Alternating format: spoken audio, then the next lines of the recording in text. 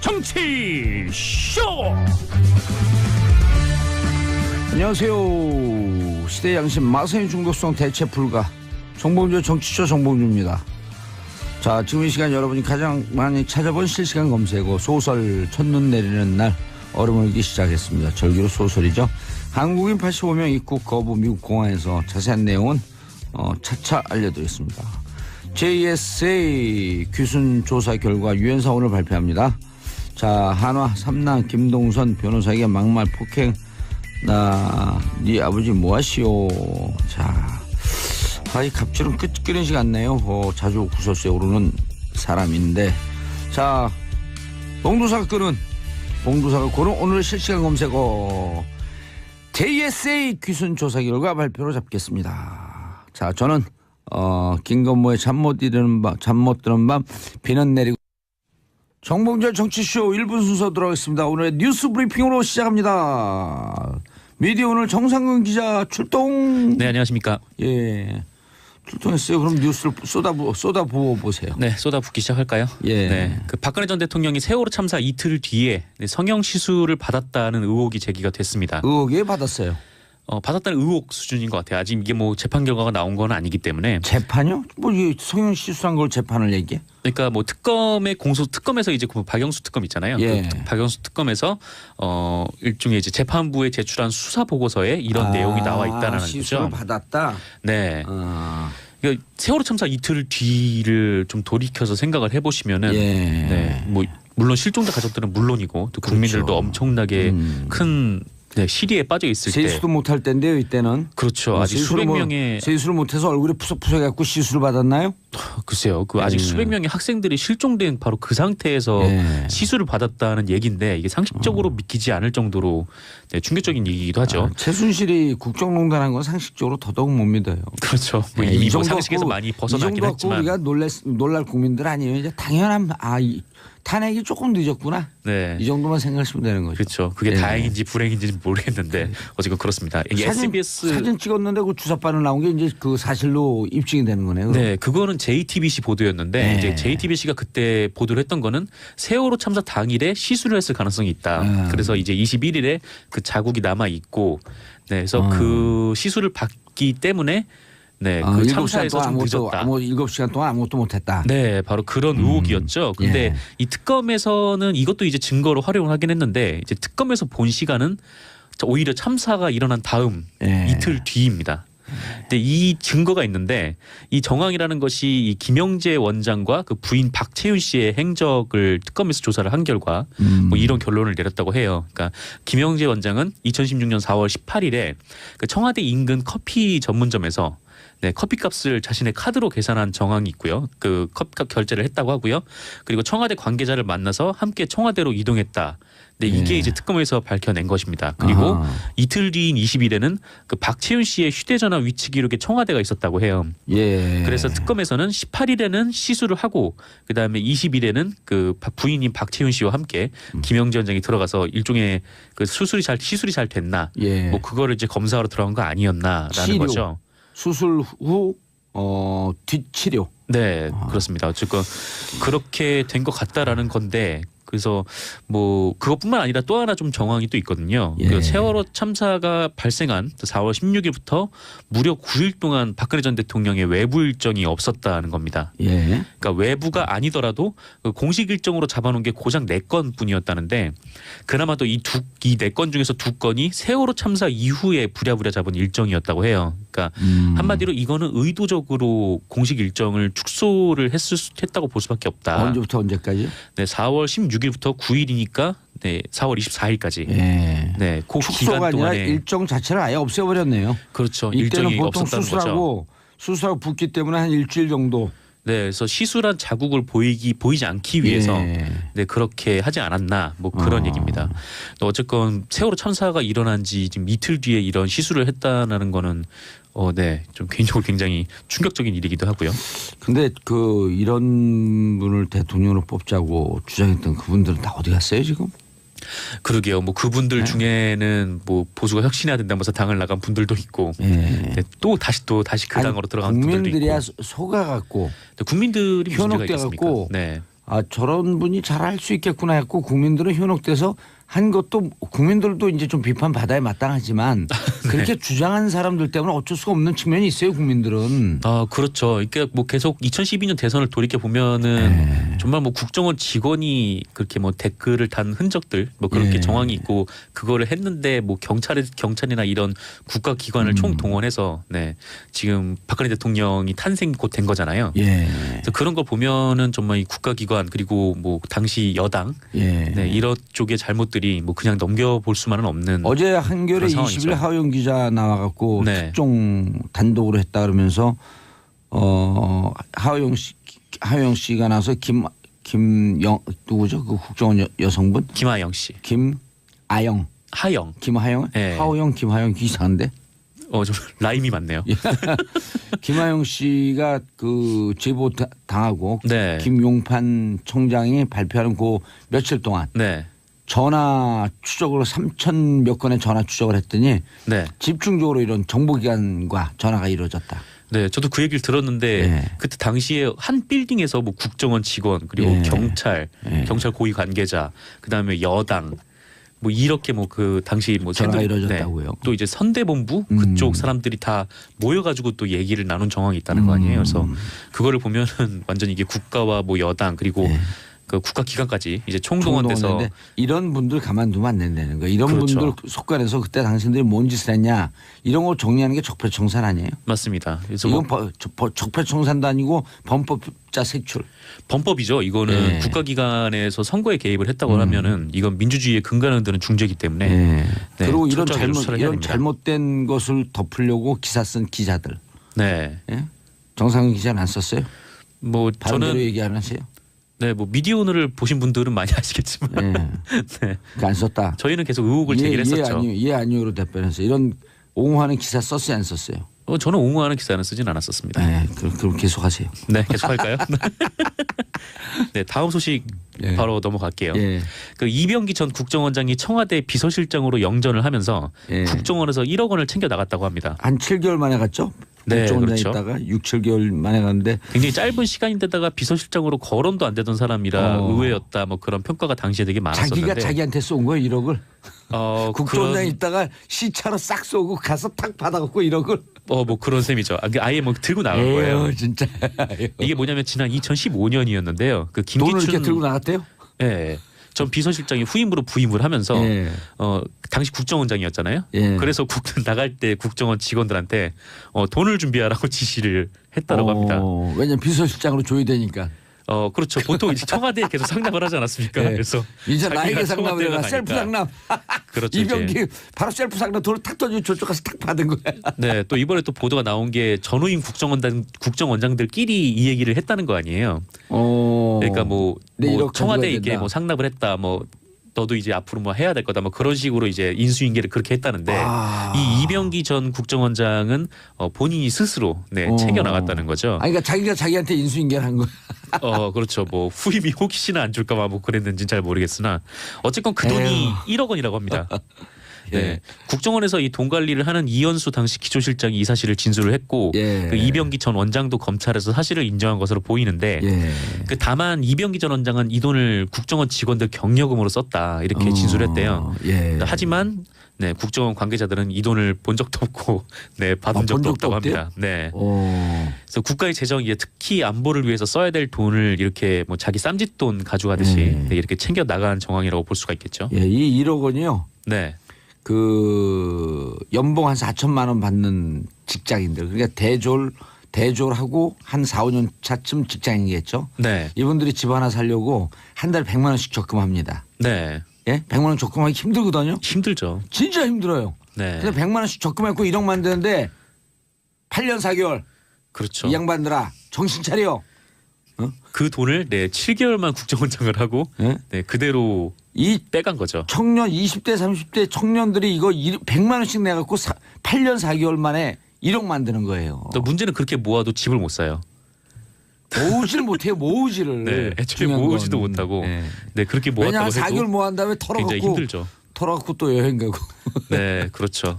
어쨌건 뭐 다들 그렇게 힘들게 사는데 국민들이 그런 국민들이 낸 세금을 이렇게 쌈짓돈 가져가듯이 그러니까요. 가져왔습니다.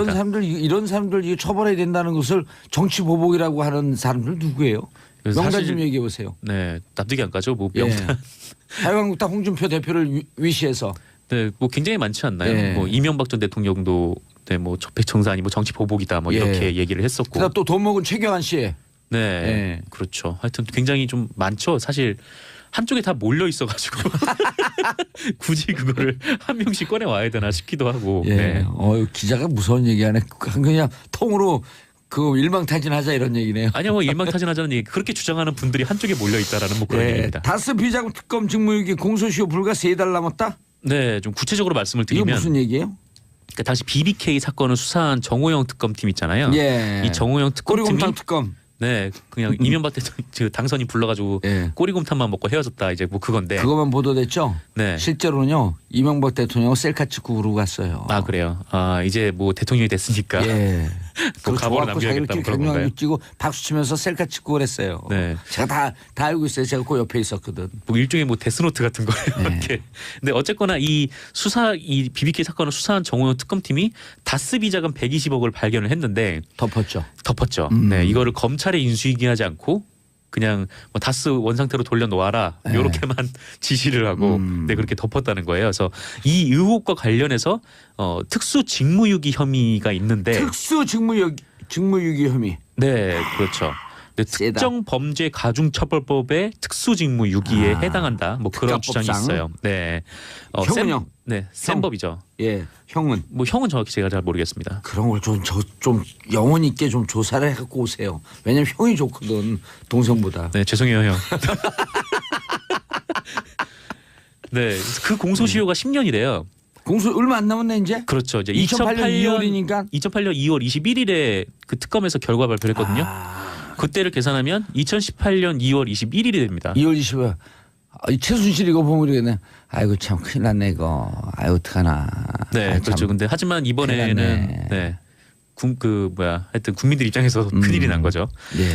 뭐 이에 따라서 검찰 안팎에서 이 정호영 특검팀에 대한 신속한 수사를 촉구하는 목소리가 터져 나오고 있다고 하는데요. 예. 그 한겨레에 따르면 그 한 검사는 이 120억 다스 비자금과 관련해서는 검찰이 수사 개시를 하고도 남을 만큼 네, 여러 의혹과 단서들이 있다 이렇게 주장을 하면서 예. 이거는 뭐 특가법상 네, 그 특수직무유기에 해당한다 이렇게 얘기를 하기도 했습니다. 근데 왜 검찰에서 중앙지검에서 수사를 안 한다 그러죠? 안 해요. 심지어 지금 검찰은 BBK 특검의 그 수사 기록도 들춰보지 않았다라고 하는데요. 왜냐하면 그 다른 검찰을 쳐야 되기 때문에 그런 거야. 다른 검사를. 그렇죠. 뭐 한겨레 분석에 따르면 예. 이 변창훈 검사가 사망을 한 이후에 그러니까 변창훈 검사가 국정원에 파견을 갔다가 예. 그 국정원 수사를 하면서 이 변창훈 검사 수사를 했는데 투신을 했잖아요. 예. 그래서 그 사망한 이후에 검찰 내부의 기류가 좋지 않아서 네 이번에도 그 뭐랄까 하여튼 당시 특검을 조사를 하게 되면 특검에도 당시 파견을 간 검사들이 있으니까 예. 그 검사들을 조사를 해야 된다는 거예요. 예. 근데 당시 갔던 검사들이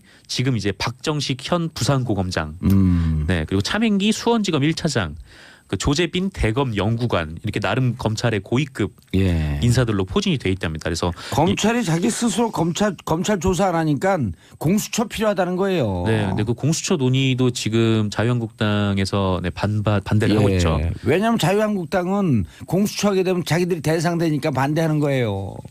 근데 어떻게 보면은 지금 현 정권의 뭐 고위 인사들도 수사를 네. 할 수 있는 건데 예. 네, 그것도 지금 자유한국당에서 거부를 어쨌든 하고 있습니다. 검찰이 자기 식구를 조사해야 되기 때문에 안 하고 있는 것으로 추정된다. 네, 그렇게 추정을 자, 하고 유소희님 있습니다. 하루 빨리 수사 개시해야겠네. 공소시효가 3개월밖에 안 남았다니. 인사하세요. 네, 감사했습니다. 예, 저는 광고 듣고 2부 순서 돌아오겠습니다. 3변시대 기대하시고 정봉주의 정치쇼 3변시대 2부 3변시대 돌아왔습니다. 자, 고구려를 대표하는 백성문 변호사님. 안녕하세요, 백성원 변호사입니다. 예, 자 그리고 전주 한번 안 나온. 아니요. 그리고 여기 화개장터. 바로 밀려내 수니까. 박지원 변호사님. 박지훈입니다. 예. 네. 그리고 제 옆에 있는 사람은 누군지 잘 모르겠어요. 안녕하세요. 신라를 대표하는 김태현 변호사. 지난주에 안 나왔다가 예. 큰 걸 깨달았어요, 제가. 뭘 깨달았어요? 제가 사실은 지난주 그 법 재판 갈 때 운전하느라고 이 3변시대 시간 거의 다 들었어요. 아니 기사 없어요 따로? 네, 저 그냥 제가 운전하는데요. 아 근데 왜 그 새누리당을 지지했어요? 그럼 돈이라도 좀 나와야지. 아, 왜 그러세요? 뭐 항상 글로 모이고 들어가요. 또 올라 그래, 또 올라 그래, 지금 또 올라 그래. 구 새누리당. 예. 지금 새누리당 아니 지금은 그 기사도 없이 살았구나. 어쨌든. 예. 근데 내가 들어봤더니 깨달은 게 있습니다. 예. 이 방송은 빠지면 안 되겠고. 한 번 빠지니까 뭐 집단 공격을 뭐. 예. 아, 아니 뭐, 빠지면 뭐. 둘째씩 그렇게 모여 앉아있다가 화장실도 못 가요. 근데 제가 보니까요. 제가 없으니까 좀 재미는 없더라고요. 그래요? 재밌었는데. 아 왜냐면 누군가 악역을 해야 되지 않습니까? 예. 예. 이 시청자들의 카타르시스를 해소해주는 악플 유발자. 아 JS에서 악플의 종결자 안 들으시네. 누가 총 맞았다는데. 아닌데. 이거 발표구나. 네. 그 전에 총 맞은 거죠 이게. 예전에 예. 살아났대요 그분. 예. 하여튼 그래서 제가 빠지면 안 되겠다는 생각했어요. 예. 자 속보 들어왔습니다. 유엔사 10시 30분서부터 판문점 CCTV 공개. 북한 추격조가 군사분계선 MD 이 뭐죠? MDL 군사 분계선입니다. 예, 군사 분계선. 밀리터리 D는 뭐예요? 라인은 알겠는데요. 디바이디드 아닐까? 디바이디드. 디바이디드. 분계. 나는 분계니까. 군사 밀리터리 디바이디드 라인. 장교인데. 라인은 알겠는데. 아니 경상도는 좀 네. 영하고 안 친해요. 예, 장교인데. 자 군사 분계선 넘었을까 했는데 군사 분계선 넘은 걸로 정전 협정 위반이다. 위반이 되죠. 예. 오 이러면 큰날 심각하죠, 이러면. 예. 한판 이게 뭐예요? 디마케이션 라인이냐? 아니고. 예. 어렵네요. 디바이디드 아니네. 이걸 알 수가 MDL. 없어요. 디마케이션 TION 앞에 액센트가 있죠. 디마케이션 라인 무슨 뜻인가요? 뭐요? 군사 분계선이요. 뭐 복잡해. 그렇구나. 예. 분계. 예, 분계하고 있다는 거예요. 분계라는 뜻이지. 자, 첫 번째 심각한 뉴스. 것 같습니다. 예, 첫 번째 뉴스. 전병헌 의원 검찰 출두, 최경환 의원 압수수색 당하고, 자 여의도가 신종 사정 바람에 그렇죠. 떨고 있다. 사정 전국. 참 일단 최경환 의원 같은 경우 또 이제 국정원 특수활동비가 예. 이제 좀 약간 발목을 잡고 있는 형국인데 최경환 의원은 펄쩍 뛰고 있잖아요. 내가 돈 받았으면 할복하겠다는 근데 왜 얘기까지. 동대구에서 한대요? 그러니까 뭐 그냥 그쪽에서 하는 게 좀 그래도 마음 편하신가 보죠. 왜 하여튼. 그러냐면요. 아니 그렇죠. 경산 이쪽 사람인데. 전문가니까. 그 왜 그러냐면요. 예. 원래 경산의 지역구잖아요. 예. 그럼 경산에서 한다 하든지 예. 아니면 뭐 여의도에서. 여의도 뭐 광화문광장 이래도 왜 동대구냐면요. 예. 박주민으로 잘할 거예요. KTX 타고 내려가면 어디서 내립니까? 동대구요. 동대구에서 내려요. 예. 그럼 동대구는요. 이 수도권의 사람들이 대구를 모이는 심장 같은 곳이에요. 허브. 그렇죠. 허브. 대구를 강조하고 싶은 거죠. 아. 왜 대구? TK. 되면 되고 박근혜 안 전 되면 대통령. 되고. 예. 예. 이 정치적인 의미들. 야 이거 봐. 대구야 팔아. 내가 이 대구의 이 TK의 상징과 같은 내가 박 전 대통령 끝까지 후회하던 내가 그러니까 동대구는 이렇게 이해했어요. 됐어. 근데 이거 할복은 한대요 진짜로. 어? 할복이요? 예. 그러니까 이게 알겠어요. 이게 문제는 저번에 뭐 사실 우리 장지지는 것도 못 봤고 예. 결국 다 못 봤어요. 우리는 결국 다 못 봤는데 일단 최경환 의원은 그 정도로 지금 일단 강하게 저항을 하고 있는 건데 문제는 최경환 의원은 돈을 받은 게 밝혀지는 순간 무조건 뇌물죄예요. 이게 왜냐면 이게 왜냐면 5년이 10년이에요. 아니 그거는 1억이면은 10년이죠. 10년이네. 근데 10년 이게 이야. 이현수 기조실장이 예. 이제 검찰에 가서 뭐라 그러냐면요. 2014년 10월에 1억을 들고 다른 국정원 직원과 함께 직접 전달했다 이런 얘기를 했는데 예. 이제 그런 얘기 할 거예요. 아니 준 사람이 줬다고 무조건 다 받은 거야? 이런 얘기를 하시는 분들이 있을 텐데 문제는 배달 사고 중간에 배달 사고라고. 문제는 이병기 원장이 진술을 했어요. 그러니까 이현수 실장이 예. 나한테 와서 그 당시에 어쨌건 최경환 의원이 아니었죠. 그죠? 2014년이요. 네, 기재부 장관이었잖아요. 그렇죠. 2016년에 다시 네, 들어간 국정원 거니까. 예산 문제 때문에 좀 필요하니까 좀 갖다 줘야 될 것 같습니다. 예. 그러니까 이병기 원장이 그렇게 하세요. 그래서 갖다 줬다는 거예요. 예. 근데 이병기 원장도 동일하게 진술했어요. 시점까지. 아하. 그리고 이병기 원장이 이제 저 국정원 그 수첩에서 기록이 나왔다는 건 아니에요? 그것도 보도 나왔죠. 네, 그것도 예. 나왔고 일단 이제 대화가 나왔는데 배달 사고. 네, 그러니까 이제 이병기 원장이 이제 쐐기를 박는 거예요. 이현수 실장은 절대로 배달 사고 낼 사람이 아닙니다. 이것도 검찰 진술이에요. 그러니까 이제 돈을 줬다는 사람의 진술이 1명, 2명 거기다 이제 아마도 그 국정원 같이 갔다는 직원도 조사를 했겠죠. 그럼 최소한 3명. 본인들도 그 돈을 인편으로 전하니까 네. 혹시의 배달 사고에 대비해서 보험을 들어갔네요. 그렇죠. 한 명은 더 가는 예. 거예요. 그러니까 이 정도라면은 그 돈을 줬다는 사람들의 진술이 너무 구체적이에요. 이건 짜기도 힘들어요. 이 정도는 이제 그러다 보니까 최경환 의원 거기다 이제 압수수색까지 다 했잖아요. 거기서 뭔가가 좀 더 나왔으면 최경환 의원은 사실 이제 검찰 소환 피하기 힘들 것 같고요. 그리고 이게 좀 더 구체적인 것들이 좀 검찰에서 확보가 돼 있다면 예. 최경환 의원도 구속영장 청구 피하기 힘든 그런 분위기로 가고 있어요. 그러니까 물론 뭐 진실이 뭐 무조건 최경환 의원 받았다 이렇게 제가 단정하는 건 아니지만 지금 돌아가는 이 그러니까 형국이 눈빛에는 확신이 넘쳐요. 아, 그래요? 예. 아, 제가 지금 잠이 아까 커피 마셔가지고 잠이 깨서 그래요. 예. 그래서 지금 돌아가는 분위기상으로는 최경환 의원이 받았다 쪽으로 갈 가능성이 굉장히 높아진 쉽지 상황입니다. 않다. 입건은 아마 됐고요. 예. 영장을 낼라 그러면 그 내사했던 사람을 입건시킨 다음에 판사 영장을 낸 걸로 보이고 사실 말이 압수수색 오늘따라 유난히 어려워졌어요, 금방. 네네 압수수색을 하려 그러면 네. 2주 만에 김태현 변호사를 견제합니다. 예, 제가 좀 밟으려고 딱 눈빛이 예. 왜 여기만 쳐다봐요? 진지하게 좀 예. 일단 압수수색 영장이 났다라는 거는 그만큼 혐의 사실이 인정됐다라는 겁니다. 입건이 됐다라고 하는 건 네. 무슨 뜻이에요? 입건됐다는 거는 결국은 수사가 이제 개시되고 있고 다음 단계는 구속입니다. 이제 아니 기소. 예. 구속 이후에. 다음에 기소가 되는데 그 전 단계가 이제 소환이죠. 음. 소환을 하기 직전에 압수수색을 하는 거고요. 예. 저는 다음 주 초에 아마 소환이 되지 않을까 이렇게 보이고 지금 상황이면 본인의 위치가 또 중요해요. 예. 기재부 장관이에요. 기재부 장관한테 특활비를 조금 늘려달라는 내용을 부탁을 하면서 특활비를 또 준 거예요. 지금 상황 예. 구조를 보면 특수활동비를 조금 예산을 올려달라고 하면서 그 아래 특수활동비를 최경환 기재부 장관을 준 거거든요. 이런 거네요. 중국 치카고 단무지 좀 더 주세요. 그럼 단무지를 준 거야. 그렇죠. 지금 그런 상황이기 때문에 이거는 특가법상의 뇌물죄가 됩니다. 이거는 뭐 특가법상의 더 뇌물죄. 얘기할 필요도 없습니다. 그렇기 때문에 요거대로라면 해도 지금 소환이 돼야 될 상황인데 압수했기 때문에 플러스 알파를 해가지고 아마 소환을 하지 않을까. 다음 주 초에 소환이 될 것 같습니다. 돌발 질문. 네. 최경환 측에서 이 건 변론 좀 맡아주세요. 한번 맡겨서. 안 합니다. 왜요? 뭐 예? 뭐 그것도 변호사는 사실은 그건 없습니다. 예. 변호사는 뭐 닥치는 대로. 닥치진 않지만, 닥치는 대로 하진 않지만. 닥치고 웰런. 뭐 근데 사실 맡고 싶진 않습니다. 예. 어려울 것 같아요. 어? 김태현 변호사가 잘할 것 같습니다. 예. 저요? 아니 그런데 제가 궁금한 게 아시아투데이에 작년 7월에 뭐 롯데 관련해서 롯데 50억 받았다 최경환 실명 거명했잖아요. 그 건은 지금 들어가면은 요거 1억만 조사나요? 아니면 그 건도 같이 조사나요? 그건 모르죠. 그러니까 원칙적으로는 안 하는 게 맞는 건데 별건 수사하지 별건 수사 않는다. 원래 안 하는 게 맞는 거죠. 근데 이제 꺼니다 보면 이것도 있네라고 할 수도 있죠. 왜냐면 그 건으로 전병헌 수석이 지금 조사를 받고 있거든요. 그러니까 롯데 관련돼 롯데가 이제 최경환 당시 이제 경제부총리 전 의원과 관계는 얘기들은 뭐 시중에 많았어요. 왜냐하면 최경환 의원이 당시 이제 초이노믹스라는 말 붙을 정도로 일종 실세 중에 실세 아니었습니까? 맞아요. 빚내서 그렇죠. 집사라. 당정청의 삼각축이라고 뭐 청은 만약에 김기춘 실장이나 또는 문고리 3연방을 했을 때 당과 정을 장악한 사람은 실질적으로 최경환 의원이었습니다. 뭐 서청원 의원 보고 뭐 친박의 좌장이라고 하지만 실제로 힘은 최경환 의원이죠. 그러니까 아무래도 그쪽에 모든 게 쏠릴 수밖에 없고 그러다 뭐 문제가 생길 확률이 높고 그래서 이제 최경환 의원의 얘기가 여러 차례 나왔고 이면 이제 걸려든 건데 아니 뭐 잘못한 거 있으면 벌 봐야죠. 받아야죠. 갈 사람은 가야 돼요.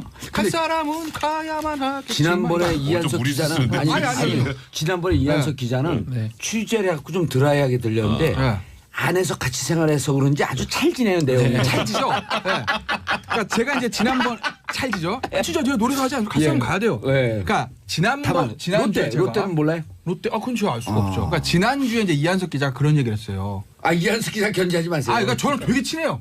그래요? 한석아 듣고 있냐? 친합니다. 그런데 그러니까 이한석 기자가 지난주에 했던 분석이 맞아요. 근데 하나 더 나갔을 때. 그러니까 이한석 기자 지난주 분석이 뭐였냐면 청취자 여러분들에서 알려드리면 전병헌 수석을 내줬기 때문에 그리고 롯데는 야당 간사기 때문에 당시에 여당 로비 안 했겠냐? 여당 쪽으로 번질 수밖에 없다라는 게 이한석 기자 분석이었다. 그래서 이제 자유한국당에서 아무 말도 안 하고 논평도 안 내고 가만히 있다. 이게 이제 분석이었어요. 그거 맞습니다. 그걸 전날 전화하고 제가 논평을 해줬다니까요. 일종의 그거죠. 사자성어로 말하면 육참골단. 예전에 이제 조국 수석이 예전에 그 혁신위 할 때 쓴 말이잖아요. 내 거 살 뒀으니까 네 거 뼈내놔. 적의 장수를 잡기 위해서 하나 내준 거다. 그리고 당시 이제 미방위원장도 H 의원 홍문정. 말씀하시네. 다 아는데 뭐. 그러면 아프리카 노동자. 그런데 거기서 하나 더 나가는 제가 시각은 뭐냐면 하나 더 나가. 자유한국당에서 조용하고 있는 이유가 뭐냐라는 거예요. 지금 내부적으로 저희가 봤을 땐 자유한국당은 거의 두 개 당이나 마찬가지로 봐요. 친박 7세들, 친박 신세 입장에서 큰일 났네. 우리한테도 칼날이 다가오는 거야. 조용할 수밖에 없죠. 근데 지금 지도부를 형성하고 있는 비박들, 홍준표 대표하고 그다음에 최대 세력을 형성하고 있는 김무성 전 대표 쪽에서는 이 상황을 어떻게 보겠냐는 거죠. 일종의 차도살인이라는 거예요. 예를 들어서 최경환 의원 정리 못했습니다. 의원총 예를 정리 안 돼요. 그럼 홍준표 입장에서는 어라? 검찰에서 알아서 해주네. 이게 웬일? 손 안 대고 코 풀었어. 그럼요. 웬열? 이게 웬열이죠, 인터넷용 웬열. 급식체로 하면 웬열 이겁니다. 왜냐하면 봉조도 잘 아시겠지만 제가 업자라고 했을 때 로비 대상으로 세상 쓸데없는 게 여당 비주류예요. 여당 비주류 쓸데가 없어요. 여당 실세 주류 로비 대상 맞습니다. 오히려 야당 강경파들 로비 대상 할 수 있어요. 여당 비주류는 힘도 못 쓰고 쓸데도 없어요. 거기다가 박근혜 전 정부 시절에서는 오히려 친박의 독시가 된 시절인데 비박의 룸이 없잖아요. 그러니까 홍준표 대표도 그렇고 김무성 전 대표도 그렇고 비박의 로비를 받았을 가능성 빵이라고 본다면 여기서 예를 들어서 친박 실세들 막 몇 명 달려 들어간다고 해서 자유한국당은 적폐적 욕 먹겠죠. 지금 지지도 14, 15%인데 거기서 더 떨어지면 어디까지 떨어지겠어요.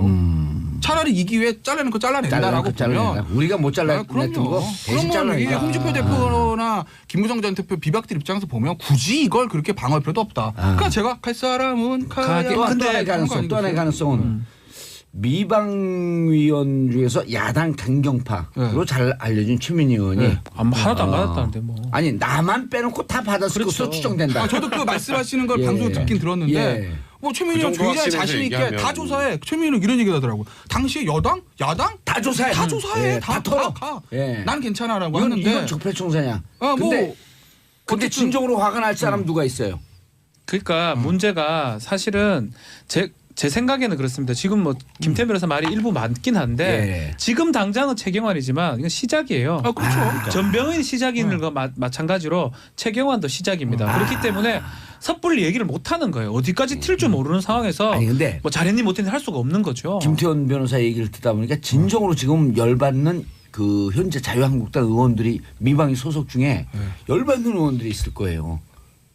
냄새도 못 맡은 의원이 있을 거 아니야. 그러니까 아까 지금 여당 비주류. 여당 비주류한테는 로비를 할 이유가 아니 없죠. 그럼 그때 명단을 쭉 놓고 여당 주류 비주류 한번 이제 다음 주에 한번 분석을 분석을 해봐야겠는데. 제가 갖고 한번 오겠습니다. 그려보죠 한번 다음 그래서 주에. 이 사람 얼마인데 그 추정을 해보자 얼마씩 받았을까. 아니, 박지원 변호사가 좀 전에 그 얘기했잖아요. 이게 어디까지 튈지 모르니까 가만히 있는 거다. 근데 저는 아까 그 김태현 변호사 분석이 맞다고 생각을 해요. 비주류는 안 갔다. 비주류는 어찌 보면 웃고 있을 수도 있어요.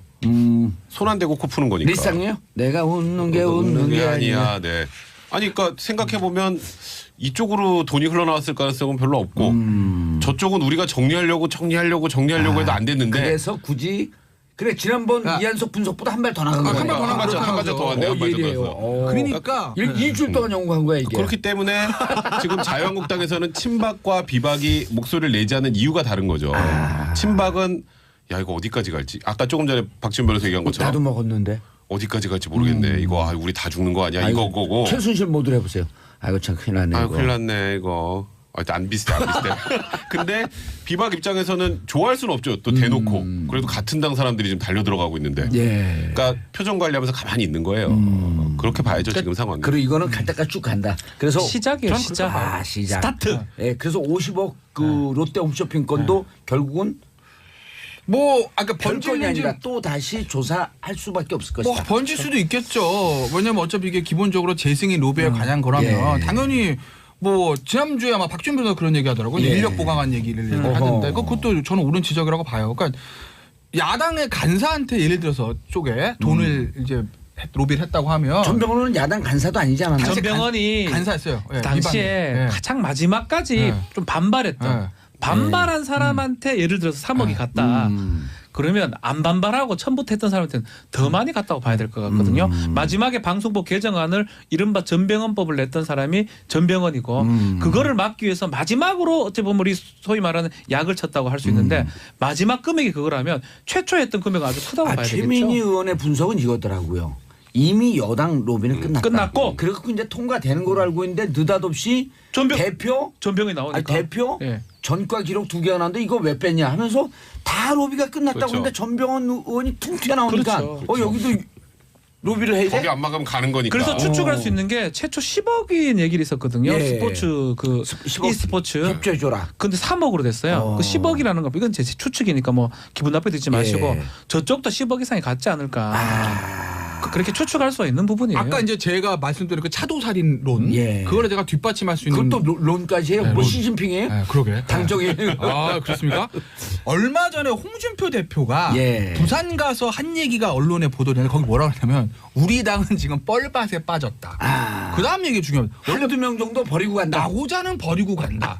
원래 정상적으로 뻘밭에 빠지면 동전에다 스금자 끌고 가야 되는 겁니다. 예. 그렇잖아요. 아니 뻘밭을 빠졌고 나고자는 버리고 간다는데 뚝 떨어졌고 내가 기네요.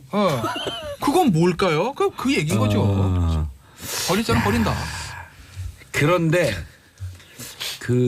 이게 그 롯데 홈쇼핑이 커요. 그럼요. 그렇죠. 그렇죠. 그런 업계에서 롯데 홈쇼핑 유명하잖아요. 그렇죠. 쫙쫙 그 약식으로. 그렇죠. 예. 예. 그 롯데 홈쇼핑에 대한 명예훼손인가? 아니요. 롯데 요즘 다 드러난 일이고. 아, 그래요? 그 당시 롯데 홈쇼핑은 방송법에서 만약 퇴출돼 버리면 끝이지. 끝납니다. 예. 그 엄청난 손해를 보기 때문에 그렇죠. 얼마 매덕 주는 건 아무것도 아닙니다, 사실은. 아니 근데 롯데가 방송 이 정도 명예훼손입니다. 정봉주 걸어야 되겠네. 아니요, 롯데가 걸 수 있을까요? 너무 무섭습니다. 네.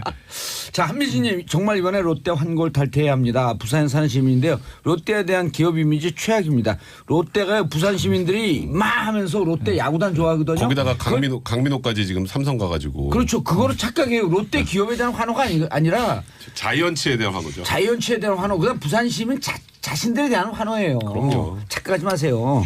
자, 샵 1035 짧은 문자 50원 긴 문자 100원 문자 보내주시기 바라겠습니다. 두 번째 뉴스. 홍 대표 오락가 해명? 홍 대표님이 예. 지금 약간 그 무슨 볼을 차셨어요. 예, 변볼. 변볼을 찾았어. 변볼을. 이게 2015년에 이제 성완조 리스트 문제가 야구 나왔을 때. 얘기하는데 우리 그 이승엽 선수는 변보를 어떻게 변볼. 표현하는지. 예. 야, 홍 대표가 뭔 볼을 찼어요? 안녕하십니까, 이승엽입니다. 홍준표 대표가 큰 실수를 했습니다. 변보를 찼다니까요. 네, 똥볼을 찼습니다. 네. 그러니까 이게 그 성완조 리스트 딱 터졌을 때 예. 그때 이제 1억이라고 써 있었잖아요. 아, 1억이라고. 1억 명 중에 한 네, 명. 그러니까 이제 그때 무슨 얘기가 나왔냐면 2011년도에 한나라당 경선 할 때 이제 기탁금 1억 2천만 원 그걸로 낸 거 아니야. 이제 이런 문제 제기가 있었어요 그 당시에. 아. 근데 거기서 홍준표 대표가 뭐라 그랬냐면 그건 내가 그 특수활동비 받은 거 쓰고 남은 거 생활비로 줘서 부인이 모았다. 네, 부인이 거 잘 모아가지고 낸 거야 이렇게 얘기하니까 그럼 그거 횡령 아니야? 이제 이렇게 맨 처음 시작이 됐었던 거예요 그 변호사 당시에. 그거를 집에 생활비로 줘도 돼? 네. 이때 이런 문제제가 있었는데 그러다가 최근에 또 이 얘기를 하면서 내가 그때 가만히 생각을 해보니까 요즘에 또 횡령이라는 얘기가 나오니까 예. 가만히 좀 생각해보니까 그거 진짜 특수활동비 명목으로 다 쓰고 그 당시에 내가 야당 원내대표한테도 줬어요. 이렇게 얘기를 SNS에 쓴 거예요. 그러니까 원혜영이 원혜영 의원이 깜짝 놀랐어. 내가 언제 줬어? 나 한 푼도 받은 적 없는데. 예. 이러니까 홍준표 대표가 거기서 줬잖아 이게 아니라 그건 제가 기억이 좀 잘못됐나 봐요. 이러면서 갑자기 그럼 그때 그 특수활동비 어디다 썼어? 또 여기도 특수활동비 예. 논란까지 성완종 리스트 그 1억에다가 특수활동비 논란까지 이렇게 하나 이게 딱 덤을 하나 더 씌워놓은. 예. 그러니까 홍준표 대표가 이번에 좀 큰 변보를 차셨죠. 그러니까 홍준표 대표가 끝까지 해명했죠. 특수활동비는 다 썼고 그러다 보니까 세비가 남아서 세비를 모아서 1억을 만들었다. 그것도 이상하잖아요. 그것도. 예. 계속 그 1억 2천만 원 출처가 아니 근데 이상해지니까. 다 죽어있던 서가본도 한마디 할 수 있는 기회가 생겼어. 요즘 서가본 전 의원이 더 친해요. 예. 그 순천 예. 지역위원장으로 임명됐거든요. 근데 그렇죠. 아무도 안 알아줘. 이 대목에 나도 돈 받은 거 없다고 한마디 했어요. 그러니까요. 예. 그래서 서버는- 지금 홍준표 대표가 해명을 하려다가 혹을 떼려다가 혹을 한 저기 한 다스 정도 붙인 그런. 얼밭에 빠졌는데 지금 낙오되기 직전인 본인이 아닌가? 정치적인 무리수는 있죠. 예. 그러니까 이게 만약에 그 성완종 리스트 대법원 판결에 저는 영향을 미친다고 보진 않아요. 그렇지. 왜냐면 이미 그건 다 수사 끝나고 재판 나면서 아니 이게 그런데 객관적 분석의 희망사항이에요. 아니 객관적으로 객관적으로 그렇잖아요. 얘기해서 영향을 미치지 않는데 중요한 거는요. 예. 광고 듣고 계속 더 그렇죠. 말해주죠. 광고 듣고 다시 광고 듣고 돌아오겠습니다. 봉제 정치쇼 3변시대 자 3부 들어가겠습니다. 여러분들께서는 지금 대한민국 최고의 변호사 바로 밑에 있는 백성문 변호사, 박지원 변호사, 김태현 변호사 함께하고 계십니다. 최고 바로 밑에 서도 괜찮죠. 그렇죠, 뭐. 아, 그건 괜찮아요. 왜냐면 연배 때문에 연배. 예, 최고 바로 밑이요. 네, 최고 너무 좋습니다. 변호사는 네. 50대 초반. 여러분들은 지금 30대 후반이니까. 40대입니다. 예. 아 그래요? 예, 예. 사중이에요, 차가 40대 있어요? 사중. 네. 그래도 30대 후반이라 레이지. 네, 30대입니다. 예. 제가 이제 뭐 40대 초반인데. 네, 그렇습니다. 형. 자, 홍준표. 아까 하던 그러니까 거. 뭐 예. 저는 뭐 그 대법원 판결에 영향을 미치지는 않는다고 보는데 대법원 판결에. 왜냐면 그건 뭐 아이고 봐주고 이런 문제가 아니라 많은 사람들이 궁금해하는 게 이렇게 이제 장삼이사 이 보통 시민들이 궁금해하는 게 왜 그 1억은 대법원 확정 판결을 안 해요? 무슨 일이요? 성완종 1억. 아 지금 이제 심리하고 있잖아요. 대법원 기록 보고 있잖아요. 언제쯤 해요 그거? 그걸 모르겠어요, 저도. 그게 이제 변호사가 왜냐면 모르는 것도 있구나. 아니, 왜냐면 대법원이 그게 좀 그러니까 일반 형사 1심 법원이나 2심 재판은 재판 변론길이 잡히잖아요. 그렇죠. 그러니까 변론에서 오늘 무슨 누가 증인이 나와서 뭘 했고 다 압니다. 예. 그러니까 언제쯤 난 대충 예상이 가다는 거죠. 이 뭐 이주영 부회장 마찬가지로 박근혜 전 대통령 마찬가지고. 근데 대법원은 재판하는 게 아니라 1심, 2심 서류 갖다 놓고 서류를 다시 보는 게 서류 심사거든요. 쉽게 예. 말씀드리면. 그러니까 지금 서류를 뭐 100페이지를 보고 있는지 10,000페이지 보고 있는지 알 길이 없어요. 바빠서 딴 거 하고 계시는지 그러니까 뭐. 예를 들면 한명숙 전 총리 같은 3년 경우도 걸렸어요. 3년 걸렸잖아요. 대법원에서. 그게 과연 예를 들면 어떤 이유인지 모르겠으나 예. 집중적으로 심리해서 3년 걸릴 사건이냐? 아니라는 그건 거죠. 아니죠. 그러니까 이제 정치인들 사건 같은 경우는 굉장히 대법원 부담스러운 것 같다는 홍준표 느낌이 대표는 받아요. 저는 지방선거 끝난 네. 후에 날 그래도 것 조금 같아요. 언제인지 모르겠고 아까 제가 일부에서 아까 오전 하다는 말씀 마저 드리면 예. 근데 홍준표 대표는 법적으로는 이렇게 말했다고 해서 대법원 판결이 뭐 유죄가 무죄로 바뀌고 무죄가 유죄로 바뀌고 그러지는 않을 건데 그럼 또 다만 대법원도 믿어야죠 이제는. 네, 다만 제1야당의 대표로서 그리고 당시에는 도지사로서 예. 본인의 말의 무게가 어떤 것인지는 알아야 된다는 거죠. 정치는요, 특히 이제 야당 대표면 지도자입니다. 지도자급 정치는요, 말이 바뀌면 안 됩니다. 일관성이 있어야 되고 예. 말이 바뀌었을 때는 내가 왜 말이 바뀌었는지에 대한 명쾌한 논리적 설명이 있어야 돼요. 그때는 내가 이걸 잘못하다든지 아니면 지금 이걸 잘못하다든지 상황이 바뀌어서 내 의견이 바뀐다든지 그게 있어야 되는데 그렇지 않고 이쪽에 왼쪽에서는 뭐 여기가 맞다고 그러고 오른쪽에서는 오른쪽이 맞다고 예를 들면 뭐 광화문 가서는 촛불이 맞다고 그러고 덕수궁 가서는 태극기 맞다고 그러고 이러면 안 된다는 거죠. 일관성이 있고 말이 바뀌는 데는 명쾌한 설명이 있어야 되는데 홍준표 대표가 그게 약해요. 이걸 극복하지 않으면 예. 홍준표 대표가 본인이 하고 싶었던 정치적 미래는 저는 불투명할 수밖에 없다고 봐요. 이번에 특활비 말 바꾸거나 좀 버벅거렸잖아요. 네. 원혜영 건도 네, 그렇고. 그렇죠. 그다음 누구죠? 아까 우리가 얘기했던 순천. 서가번. 서가번 그거 좀 얘기 좀 해줘야 네, 해줘야 돼요. 돼요. 밥 사주는 오랜만에 밥을 안 사주세요. 이름 나왔는데 서가번 전 의원. 네. 너무 좋아할 것 같아요. 네네. 네. 아주 뭐 근데 홍준표 대표는 좀 위기 상황 온 게 아닌가. 뭐 김무성 전 대표도 왔고 결국은 이제 야당 내에서 자유한국당 내에서 권력 다툼 아닌 다툼을 하게 되고 이런 실수 같은 게 결국 안에서 비주류가 아주 문제 삼을지 않을까. 저는 그런 생각이 좀. 아니 근데 우리 듭니다. 청취자분들 홍준표까지는 아는데 서갑원 모르지 않을까요? 지금 그 인터넷 검색해 보세요 누군가 서갑원. 너무 해주시는데요 지금? 네. 너무 해주시는데요? 서가번 정도 아니, 다 근데 알죠. 몰라요. 어떻게 모를 수가 있습니까? 원내수석 부대표 했는데 예. 워낙 존재감이 약해요. 잘 몰라요. 잘 몰라요. 예. 띄워주는 겁니까? 디스하는 겁니까? 그러니까 아유, 띄우면서 디스하는 아니 일타쌍피. 서갑원 이 검색을 해봐야 돼요 누군가 도대체 아. 홍준표 대표와 관련해서 무슨 얘기를 했는지 어제 세게 얘기했어요. 그러니까 이번에 오랜만에 한번 세게 얘기하죠. 택도 없어 좀 하지 말았겠죠. 그랬어요? 예, 예. 아, 나도 이렇게 얘기해줘. 내가 돈 안 받는데 내가 돈 만약 받았으면 네가 할복해라. 할복 네가 해라. 자, 다음 이슈. 박근혜 전 대통령 재판 다음 주 재개. 유영하 변호사 병원비 대납해줬다. 자, 최고의 전문가 김태현 변호사님 어떻게 된 거예요 이게? 제가 최고의 전문가입니까? 그럼요. 예. 박근혜 그렇지, 최고의 대통령 전문가지. 아니, 박근혜 전 대통령 근데 말하다가 울 수도 있어요. 지금 이미 허리까지 심쿵. 아프시다니까 지금. 심쿵. 봤죠? 자세 바로 잡는 거. 각하 나를 보고 계십니까? 이렇게 자세 몰아가나. 자세를 딱 바로 잡고 넥타이도 바로 매고. 이렇게 몰아가나요? 자켓 입어야 되나? 예, 아니 괜찮습니다. 괜찮습니다. 이렇게 각각께서 다 보고 계세요. 저기 디스크 MRI 찍었다면서요? 예. 저 강남성모병원에서. 세 차례 만에 네. 디스크가 나왔대요. 네. 그러니까 그게 디스크 이제 뭐 계속 힘 좀 나오나? 그럼 나도 모르죠. 병원비가 거의 한 300만 원 또 나온 것 같아요. 예. 그거를 이제 계산을 누가 해야 되잖아요. 음. 그러니까 유영하 변호사가 병원비 대신 내줬다는데요? 끝? 그러니까 이게 또 도돌이표예요. 아니 근데 이게 또 도돌이표가 아니, 뭐냐면 옷값도 내주고. 그러니까 병원비 그다음에 내주고 이거 다 어떻게 내주고 이거 돈도 얼마 안 받고 변론하고. 아니까 왜 자꾸 알았어요. 잠깐 얘기 좀 하고. 돈 많이 받았다던데? 하세요 계속. 김태현 변호사 얘기해 보세요. 아니 그러니까 이걸 이제 나오는 얘기가 그러니까 뭐 이런 거죠. 울먹거리지 말고. 유영하 변호사와 박근혜 전 대통령 관계가 돈독하다는 거 하나. 야, 그 돈은 왜 유영하 변호사 내주지? 이건 무슨 돈이야?라는 뭐 이런 거, 뭐 그런 것 돈을 때문에 내주니까 돈독하다. 네. 호사가들의 얘기가 있는데 뭐 일각에서는 뭐 이게 특수활동비 또 모았다가 그거 도돌이표. 그게 뭐냐면 왜 도돌이표냐면 예. 지금 검찰에서 이제 국정원에서 이제 상납된 그 40억이 박근혜 전 대통령 개인 용도로 사용됐다 이런 얘기까지 나왔잖아요. 예. 개인 용도 박근혜 전 대통령이 뭐 지금 말고 대통령 시절에 뭐 개인 용도가 뭐가 있겠어요? 옷값, 그다음에 뭐 머리 하는데 비용, 예. 올림머리 비용, 예. 그다음에 뭐 각종 시술. 아줌마 시리즈, 각종 시술. 뭐 저기 무슨 기치료 아줌마, 뭐 아니 세월호 나고 주사 아줌마. 지금 이틀 뒤에 시술 받았다라고 하는 의혹이 또 있잖아요. 네, 그렇죠. 예. 이제 그런 비용으로 썼겠구나. 이렇게 이제 사람들이 이제 보통 인식을 하죠. 검찰에서 명확하게 사적으로 썼다는데 그 사적이 뭔지를 밝히지 않았으니까. 예.